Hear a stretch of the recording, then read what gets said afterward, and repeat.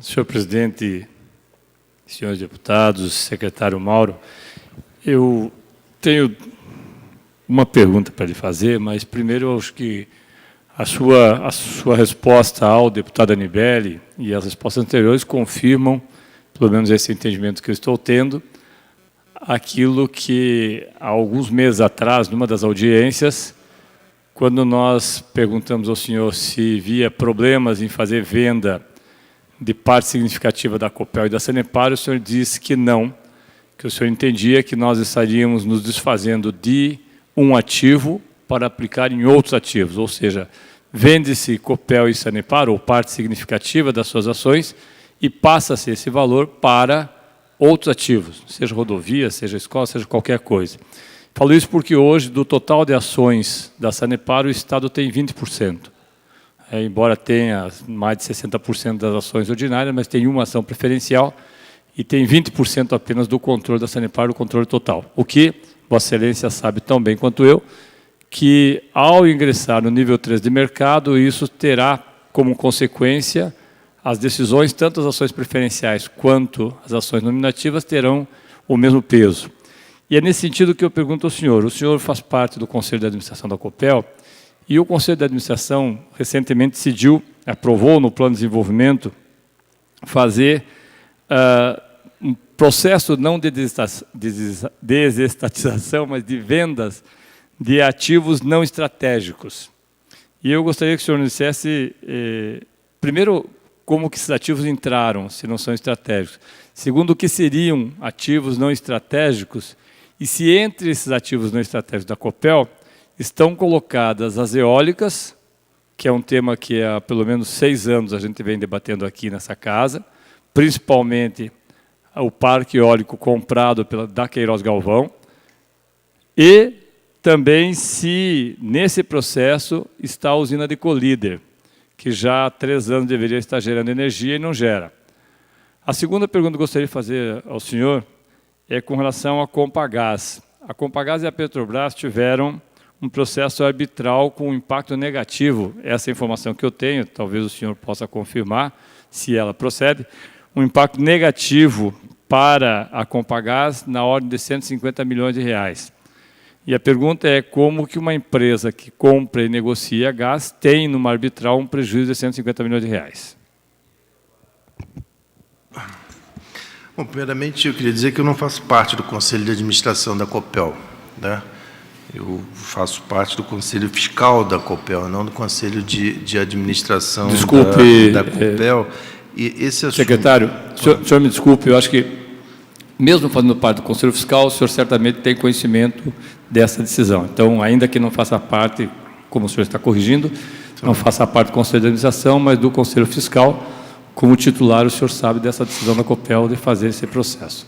Esse assunto ele não foi submetido ao Conselho Fiscal da Copel e, logicamente, terá que ser submetido ao Conselho de Controle das Empresas Estaduais. E aí, neste momento, o Estado fará a avaliação por intermédio do Conselho de Controle das Empresas Estatais. A informação que tem é que não há decisão em relação a qualquer desimobilização por parte da Copel, e sim uma proposta de metodologia de avaliação que foi apresentada por uma instituição financeira contratada pela Copel como consultoria, de tal maneira que essa metodologia, ao ser aplicada, levará a alguma proposta que aí sim será submetida ao Estado, por intermédio, primeiramente, do Conselho de Controle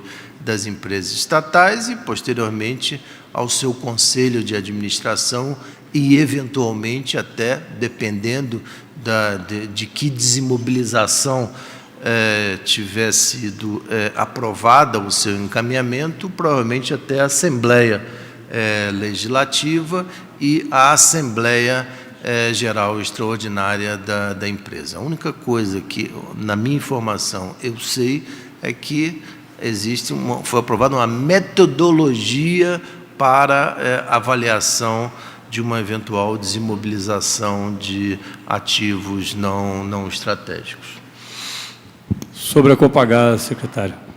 Sobre a Compagás, né, aqui havia um conflito muito grande entre a Compagás e a Petrobras, né, por conta de contratos que foram feitos no passado, né, que levavam ao pagamento do chamado shipper pay e o outro é take or pay, né? Ou seja, eu contratei uma determinada quantidade de metros cúbicos de gás e não consumi. Se eu contratei e não consumi, aquele diferencial você é obrigado a fazer o pagamento. Da mesma forma, em relação ao shipper pay, que é do transporte do gás. Se eu contratei para o gasoduto, que deve passar por ali não sei quantos milhões de metros cúbicos, e não foram passados por ali aquela quantidade de metros cúbicos, você é obrigado a ressarcir a empresa porque ela fez um investimento em relação à construção daquele gasoduto. Isso se chama take or pay, do uso do gás, e o shipper pay, que é, no caso, do transporte do gás, né? Então, isso chegava a milhões e milhões e milhões, e, recentemente, houve um acordo entre a Petrobras e a Compagás, com a anuência da Copel, que é a controladora da Compagás, num acordo e numa retirada de uma ação de arbitragem que tinha sido já estabelecida entre a Compagás e a Petrobras. E na avaliação da empresa, tanto a Compagás quanto da Copel, foi uma boa negociação em face do que poderia vir pela frente. Secretário, eu agradeço a resposta, mas a informação que nós temos, e obviamente, como o senhor falou, que não está no Conselho de Administração, é que esse processo de desimobilização de ativos envolveria, como eu falei, as empresas que estão no campo das eólicas, os parques eólicos. Eu lhe perguntei sobre a Colíder, porque outras vezes já perguntei ao senhor sobre a Colíder, porque a Colíder continua sendo uma pedra no sapato. É uma empresa que é uma usina que continua sem que se saiba exatamente o que fazer com ela, até porque as informações que nós temos é que se gasta hoje, se os gastos feitos hoje com a Colíder não serão recuperados, mas não será o senhor certamente que irá nos responder, até porque o senhor colocou que não está no Conselho de Administração. Mas, pelo menos para nosso conhecimento, o Conselho de Administração já teria aprovado esse processo de desimobilização de ativos, que deve passar para os outros, por outras etapas, mas já teria aprovado no último Conselho. Não está publicado, mas já teria feito. Eu, de qualquer forma, e já aqui coloco ao presidente e também, obviamente, ao líder do governo, eu acho que há interesse de todos nós, inclusive do senhor, que, como o senhor falou, que não tem conhecimento, de sabermos, de fato, o que ocorre nesse processo. Então, nós vamos fazer aqui, com a anuência do nosso líder, do líder da oposição, o deputado Anibeli, um pedido de informações para que a Copel nos informe se, afinal, ela vai desimobilizar ou não, e se vai desimobilizar, ela vai se desfazer do controle das empresas que ela tem hoje na área de geração eólica, principalmente aqueles que estão localizados no Nordeste. Mas, de qualquer forma, agradeço e acho que, mais uma vez, aquilo que o senhor falou alguns meses atrás se confirma. A Copel e a Sanepar diminuíram, em termos de quantidade, o controle do Estado, e ainda que esses recursos tenham sido passados para outros, mas nós aqui sempre fomos contra essa posição, é só para deixar registrado. Obrigado. Eu acho que é importante também informar o senhor que a Copel, o Estado, continua com 60% das ações da Copel com direito a voto, né? Então, não há qualquer possibilidade, né, de alienação do controle acionário da Copel, mesmo porque existe, inclusive, além de não haver intenção do Estado em relação a essa questão, existe, inclusive, uma lei, né, que já existia, e no ano passado, no ano retrasado, nós reafirmamos isso aqui em outro projeto de lei, que o Estado deve ter, no mínimo, 60% das ações com direito a voto. Né? Secretário, o senhor me permite, senhor presidente, só faço uma consideração ao senhor. Eu volto a insistir, secretário, a Copel e a Sanepar, principalmente a Sanepar, o governo tem 20% das ações totais. O que ocorre no nível 3 de mercado quando a Sanepar for para o nível 3 da Bolsa de Valores? Mesmo tendo 62% das ações ordinárias nominativas. Ela só tem uma ação preferencial. Na última venda, boa parte das ações foram vendidas pulverizados aqui e vendidos para o mercado externo. No nível 3 de mercado, o que vai acontecer?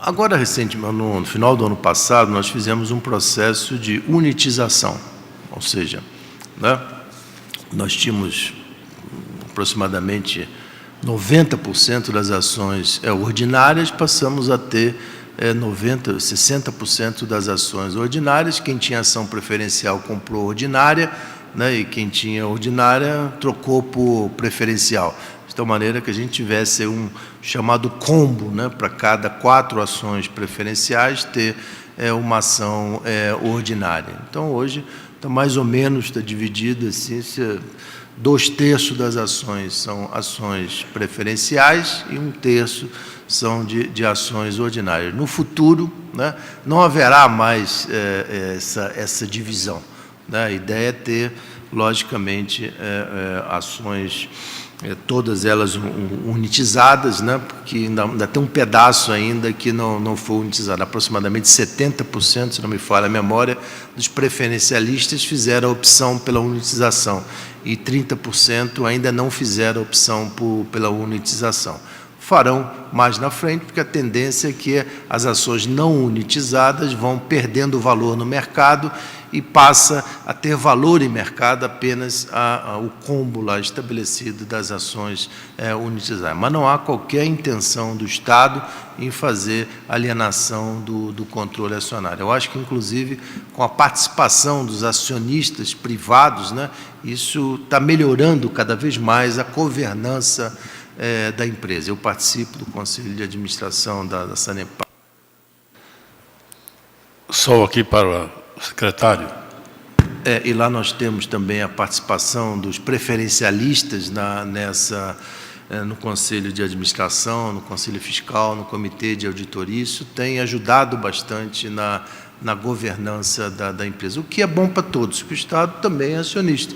E há uma percepção secretário, muito grande. quais as indicações dos preferencialistas na administração da Sanepar? Qual direção? No Conselho Fiscal, não, no na Conselho de direção. Administração e no Comitê de Auditoria.